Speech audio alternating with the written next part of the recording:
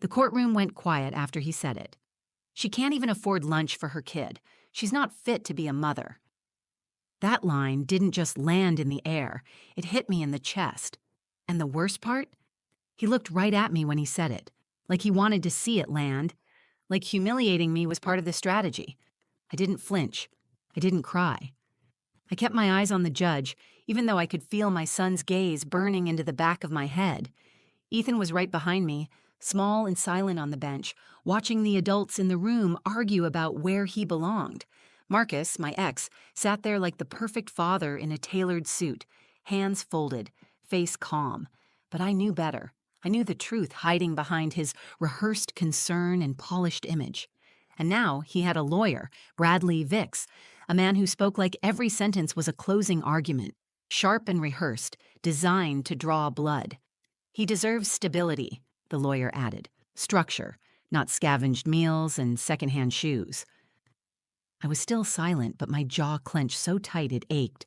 They made me sound like a stray dog picking scraps off the sidewalk, not a mother who worked 2 jobs and went to bed hungry, more nights than I could count.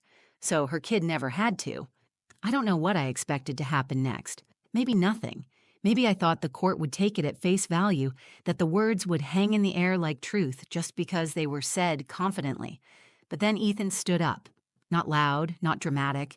He didn't look at me. He didn't cry. He just reached into his coat pocket and pulled out a folded, crumpled letter. He stepped forward and said clearly, "Your Honor, my dad left this in my toy box last week. I think you should read it." Every head turned. Even Marcus looked confused for a second, like he couldn't remember what he might have left behind. I looked at my son, the boy they said I couldn't care for, and I felt something shift.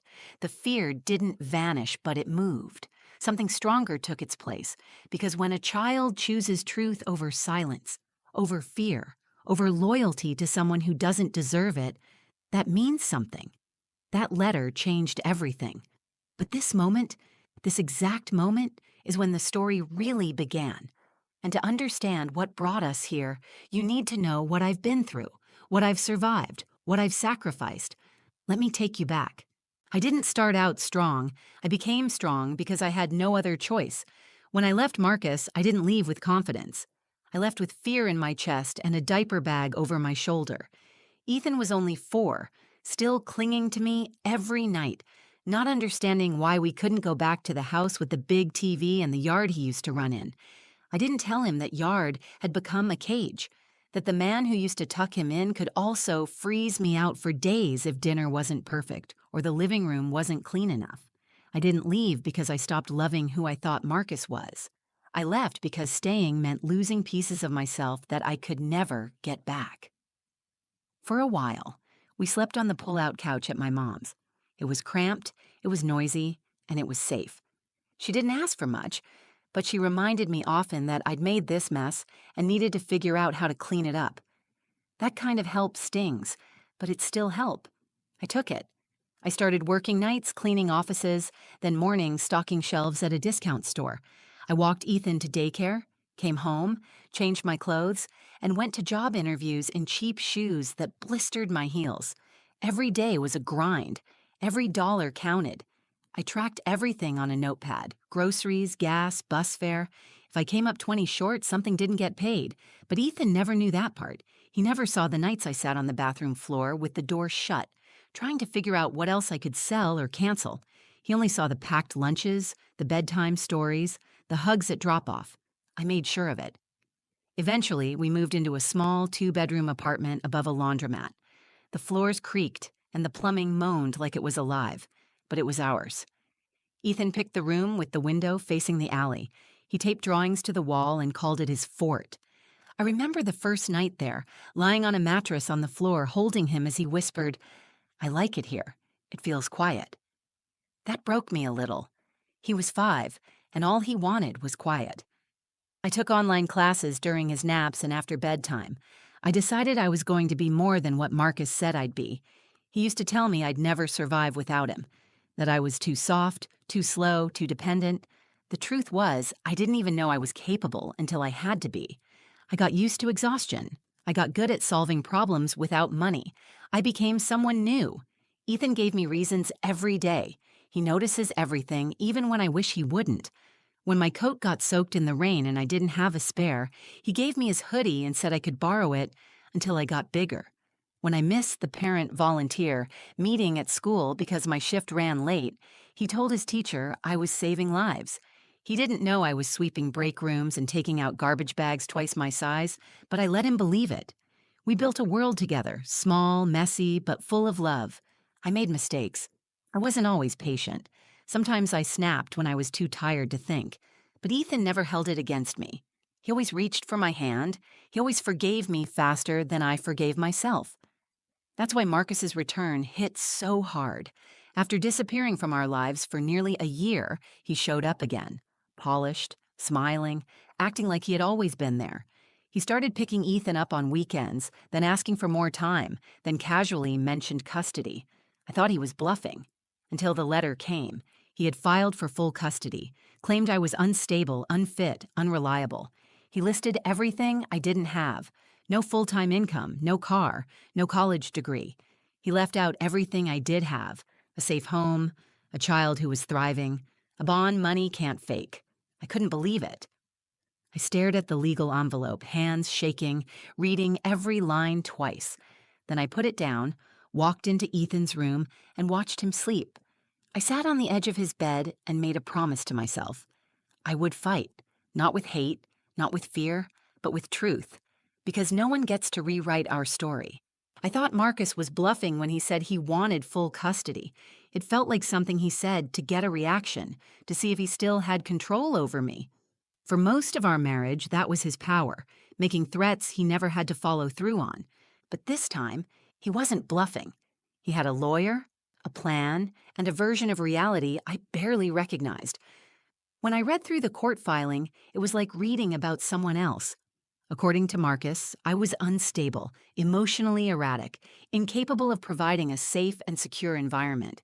He included photos of our apartment taken during one of Ethan's visits, making sure to capture the unwashed dishes in the sink and a pile of laundry in the corner. He made it look like squalor, not like a home lived in by a working mom and her growing son. He claimed I was financially irresponsible because I didn't own a car. He said I was socially isolated, that I lacked support. He even included quotes from Ethan's teacher, pulled completely out of context, suggesting my son sometimes seemed tired or distracted at school. I sat at the kitchen table with those papers and felt like the ground beneath me had opened.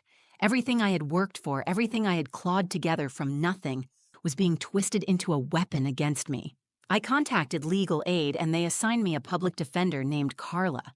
She was kind and honest. She didn't sugarcoat anything. She told me Marcus's attorney had a reputation for being aggressive and persuasive. I asked her what our chances were, and she paused before answering. That pause said more than anything else. The court hearings began 2 weeks later. The first one felt like a gut punch. Marcus arrived looking like the picture of responsibility. Fresh haircut, new suit. His girlfriend sat beside him in a cream blouse, holding a leather notebook like she was his assistant. I didn't have a suit. I wore my nicest blouse, the one I used to wear to job interviews, and black flats that pinched at the sides.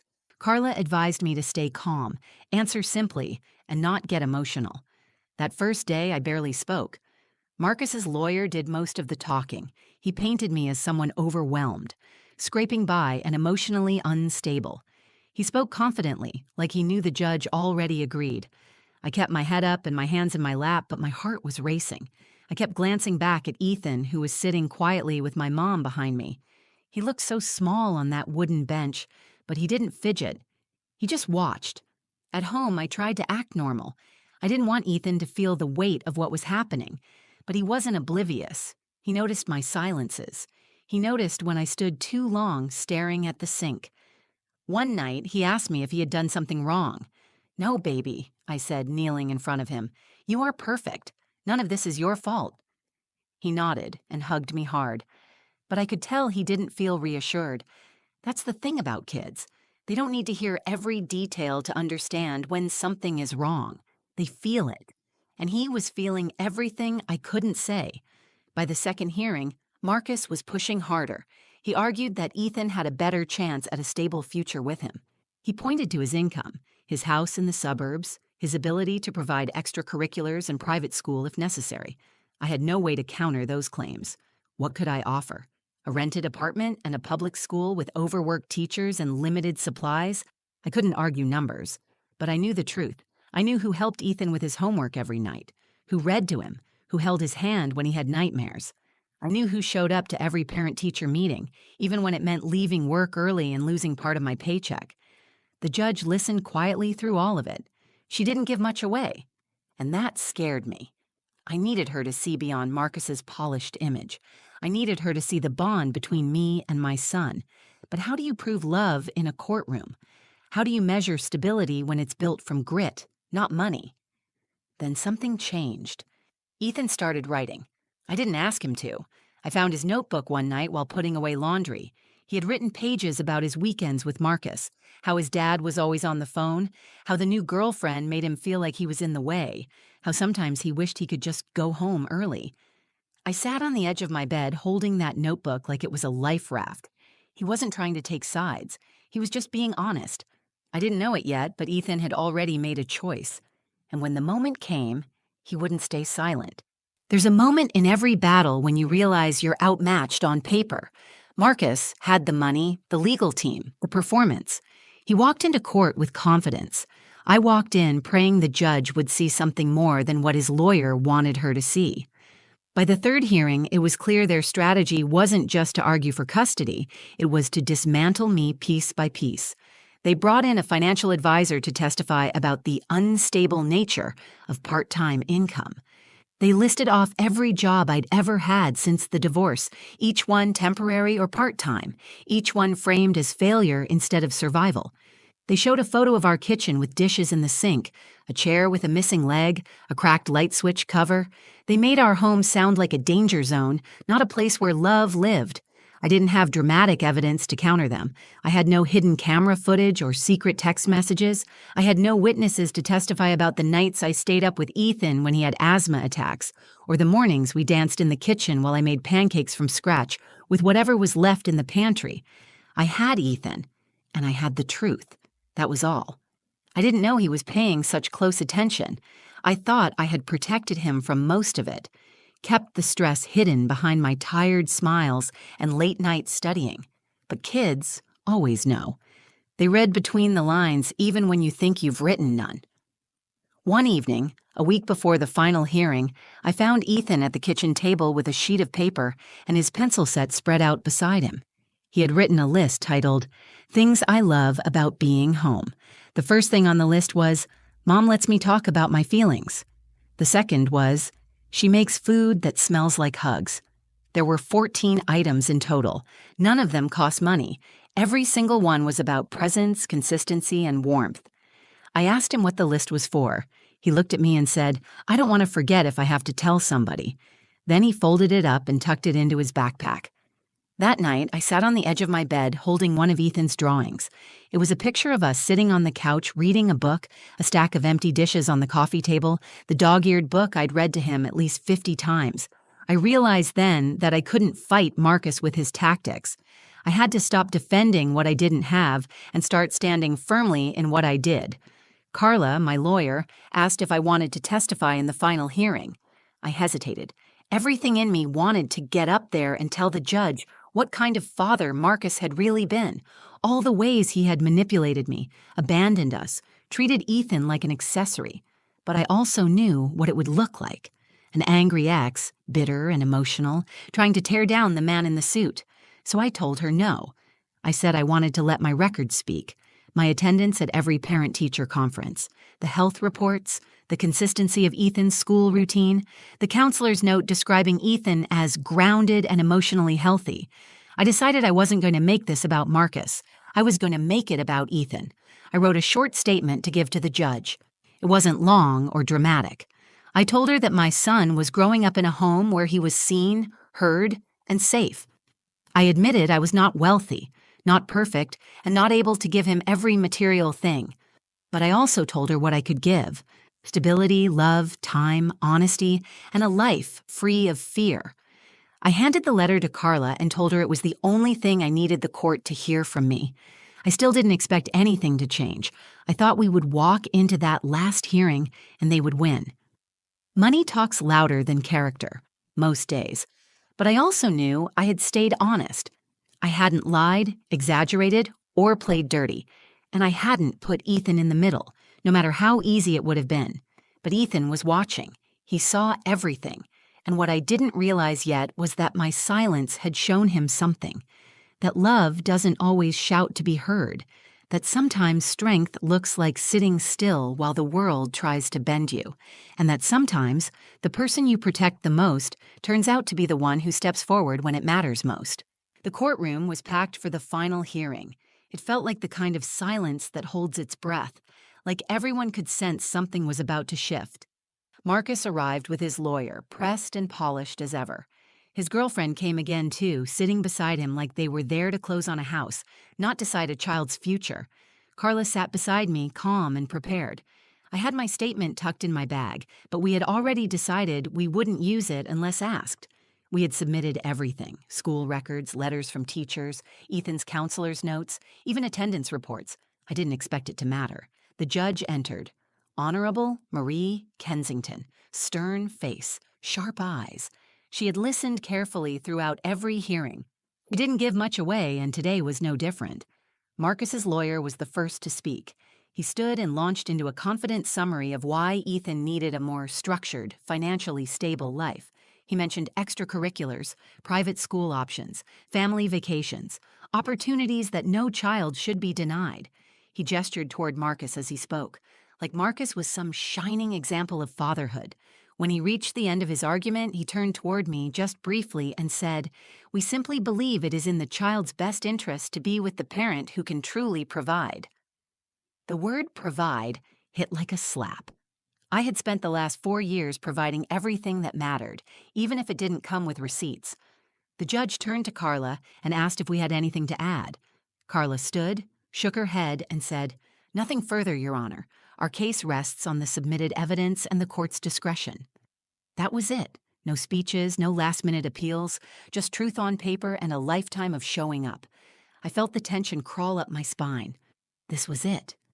Then something happened that wasn't planned. Ethan stood up. He was sitting beside my mother in the back row. He didn't look at me. He didn't hesitate. He stepped into the aisle, reached into his jacket pocket, and walked forward holding a piece of folded paper in both hands. The room froze. Even the judge looked up. "Excuse me," Ethan said. "I know I'm not supposed to talk, but I think the judge should read this." The clerk looked to the judge. She gave a small nod. Ethan stepped forward, handed her the paper, and walked back to his seat without saying another word. He sat down, eyes straight ahead, calm as if he had just handed over a homework assignment. The judge unfolded the letter. The room was silent, hanging on her reaction. She read it. She didn't say anything for a long time. Then she looked at Marcus. "Mr. Lang," she said, her voice level, "are you aware of this letter?" Marcus looked confused. His lawyer leaned over to read the first few lines. The judge raised the letter and read it aloud. It was a note Marcus had written to a friend. Ethan must have found it and kept it. It was careless and cruel. Marcus had written that he wasn't actually worried about the kid, but wanted to rattle her enough to get her to fold. He wrote that it was about sending a message and proving she couldn't win. Judges always side with the parent who looks better on paper. I felt the air leave the room. The judge folded the letter and set it down slowly. She looked straight at Marcus. "Thank you for your honesty, even if it was unintended," she said. "I think we've seen enough." Bradley Vicks tried to recover, but it was too late. The tone of the room had changed. Marcus shifted in his seat, jaw tight.